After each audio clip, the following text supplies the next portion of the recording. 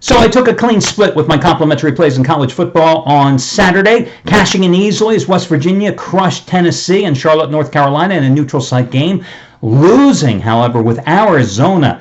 Yes, Kevin Sumlin, you didn't deliver in big-time opportunities at home with Texas A&M over the years. Well, you didn't get off to a good start in Tucson because those fans expected more when they paid you the big bucks to replace Rich Rod, and you lose to BYU?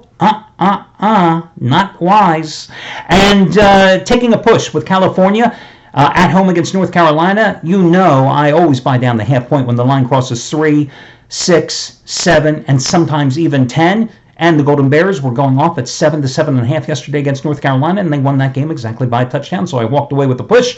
And then the strangest game of all, Nebraska I had against Akron. Of course, the Cornhuskers, for the first time in 128 seasons, had a game rained out, postponed, canceled, in fact, because of inclement weather. So, undaunted, I have another complimentary play today on the marquee game. There are actually two games today because there was another game moved back a day because of inclement weather yesterday, and that one is between North Carolina A&T and East Carolina, and I know nothing about North Carolina A&T, so I don't even venture a guess on that one.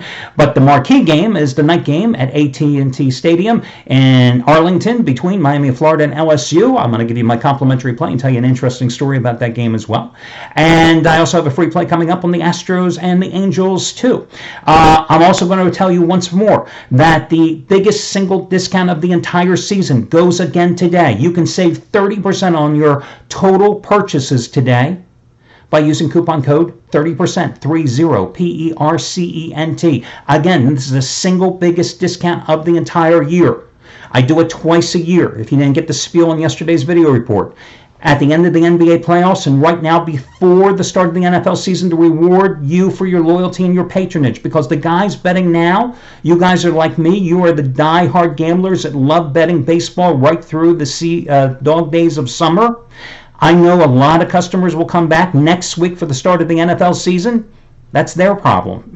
This is for you guys. Single biggest discount. It's a mix and match coupon, good for any combination of handicappers picks and or packages. If you're currently involved in a long-term package with the handicapper, you want to extend it out further, adding additional days, use this coupon. You get the 30% off the top. And if you have any instant rebates, they are applicable as well. Should you have any questions, you can always contact customer service as well. Again, 30% off using coupon code 30%, 30, PERCENT.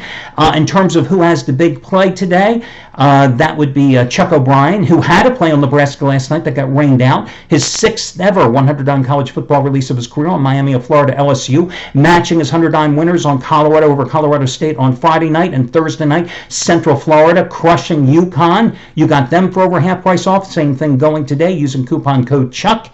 And in baseball, although I am red hot and have a big play today, I would be remiss if I didn't mention that Tommy Brunson is going for baseball winner number 15 out of 19, and he has top-rated $100 winner number 3 out of 3 the past 3 days on the Mets and Giants. You get it for over half price off by using coupon code Tommy. He's 14-4 since coming back to the site about a month ago. All the other discounts and promos are over on the home page. Yesterday, I had my best bet on Oregon. And I released that play. It was only a normal top-rated 15-dime play. But hey, top-rated 15-dime winner number 9 out of 11. And I released Oregon at about 9 o'clock in the morning. And Oregon was a 32-point favorite at home over Bowling Green.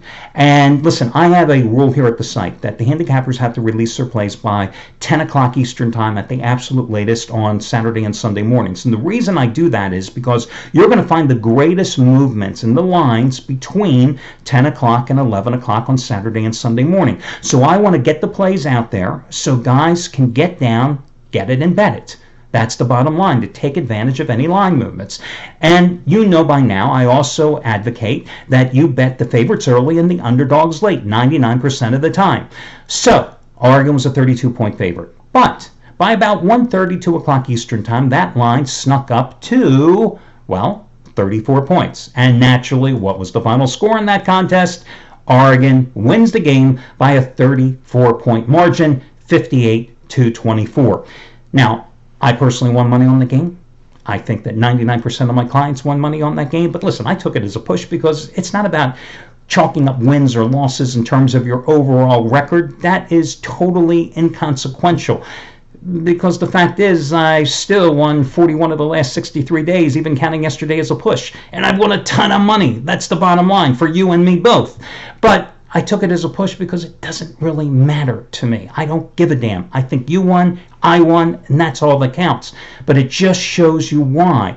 You get to play early, you come to the site early, you get down on the favorites early, you bet the underdogs late. And listen, that Oregon game yesterday, just to give you a little FYI, if you were on it with me, the Ducks were down 10-0 before you could even blink. Their quarterback, Justin Herbert, had a miserable day, even though he threw 5 touchdown passes. And their head coach, Mario Cristobal, he pulled Herbert in the third quarter after they got up by double digits, put in Brian Burmeister, who was awful last year when Herbert was sidelined with a shoulder injury and couldn't do anything with the offense. In fact, the Ducks only averaged 15 points a game when Burmeister was their starting quarterback when Herbert was down last year. And then he pulled him because the offense wasn't doing anything, put Herbert back in midway or late in the third quarter. He led another touchdown drive for their final score of the day. And that gave us the margin that ultimately, for some of you that came very late to the dance, gave you the push. And for the rest of us, gave us the winning margin. So, again, favorites early, underdogs late, 99.9% of the time, and you will be very, very happy. In terms of who has the big play today, Chuck O'Brien, 6th ever $100 college football play of his career on Miami of Florida LSU, matching his winners on Colorado on Friday, UCF on Thursday, both of which you got for over half price off. Same thing goes today as he goes for winning day number 7 out of 8 overall using coupon code Chuck. Also, you might want to check out Tommy Brunson. Since coming back to the site in early August, 14-4 in baseball winner number 15 out of 19. His third top-rated $100 baseball winner in the past 3 days. It's on the Mets and Giants. You get it for over half price off by using coupon code Tommy. With those 14 baseball winners, he's won $10 bettors, $5,500 in that stretch. Now, let's get to your complimentary plays. So, Miami, Florida, and LSU. I'm out in Arizona, in the Phoenix area, a couple weeks ago with my wife. We're visiting our best friends that we've known forever, and our friend's father is having a birthday, so we're all going out, and we're having dinner and stuff, and he's a big football fan, and he asked me after dinner, he says, well, what do you think about our boys against Miami?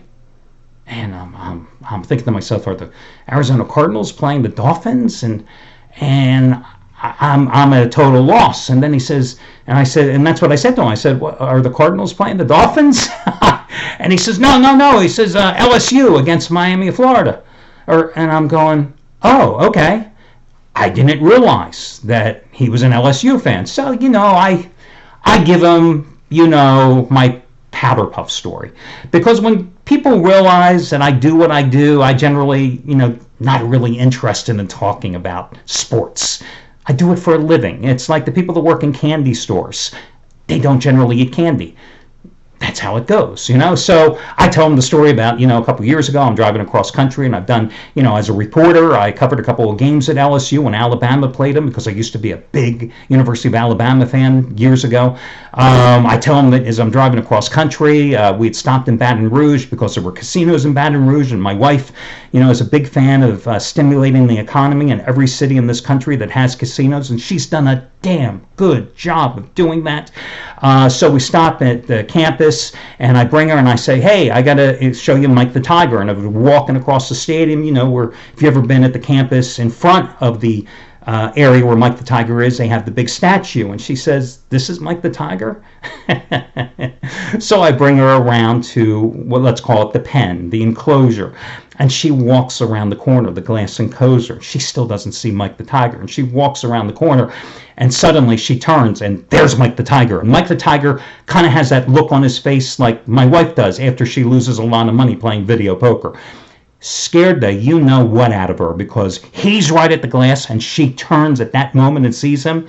Yeah, my wife got a real introduction to Mike the Tiger. So he kind of laughs, and he says, no. I want to know, how are they going to do in their opening game? And it's like, oh, you want me to bring my A game? Okay.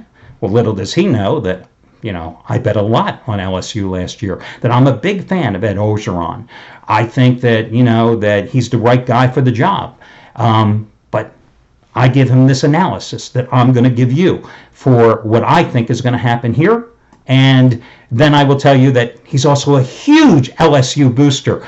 Big in terms of giving them money. So I don't think he particularly cared for my analysis, although he agreed with some of it. I like Miami of Florida. 3.5, I got to lay the points. Am I that enthralled with the Hurricanes that I would put money on them tonight in this neutral site game? No.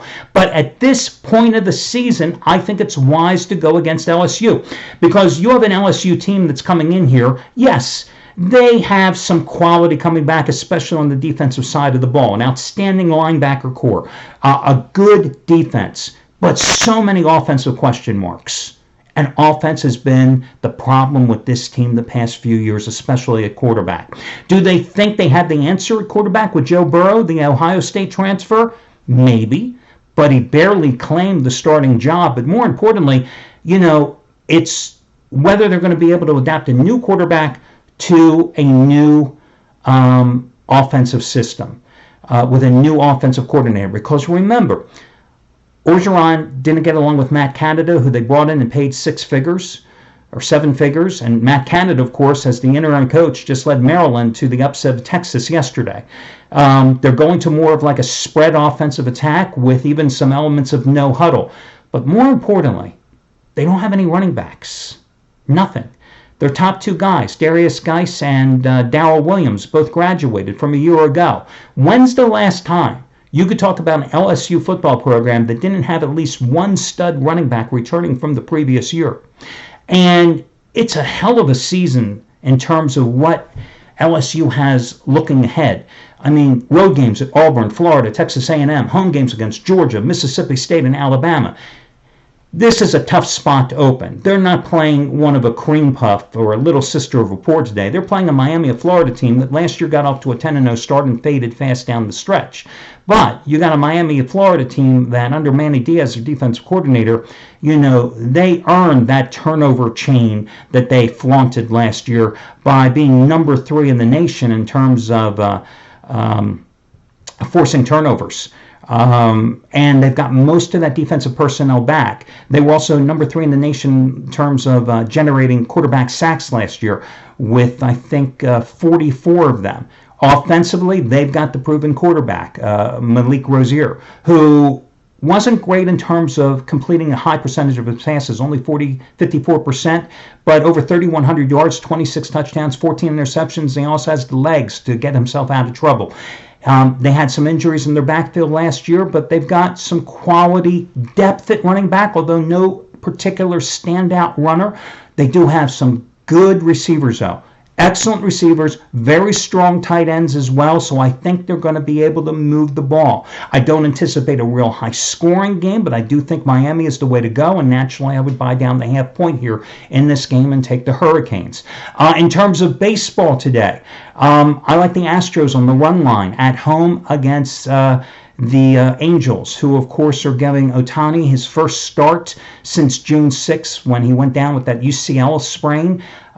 Listen, when he was healthy, he faced them in Houston back on April 24th, and he walked 5 and gave up 4 runs in 5 1/3 innings. He's obviously going to be on a pitch count today, so this is more going to be a bullpen relief game, a bullpen game for the Angels, because Ohtani's only been limited to about 50 pitches in his bullpen sessions, working up to this comeback. Jared Cole is not pitching like Jared Cole did early in the season. He's got a 2-0 record and a 3.71 earned run average in his last 3 starts after losing his 3 prior starts, and he's coming off in August where he had a 4.30 earned run average in his last 5 starts. But overall, if you look at his body of work, he has a 2.90 ERA and 13 starts at Minute Maid Park this season. So again, I just think the wiser move is taking the Astros, laying the 1.5 runs pretty much at even money in this particular spot. Of the 2 plays, I probably like the Astros more than Miami of Florida, but there you go for this Sunday. Good luck, everybody.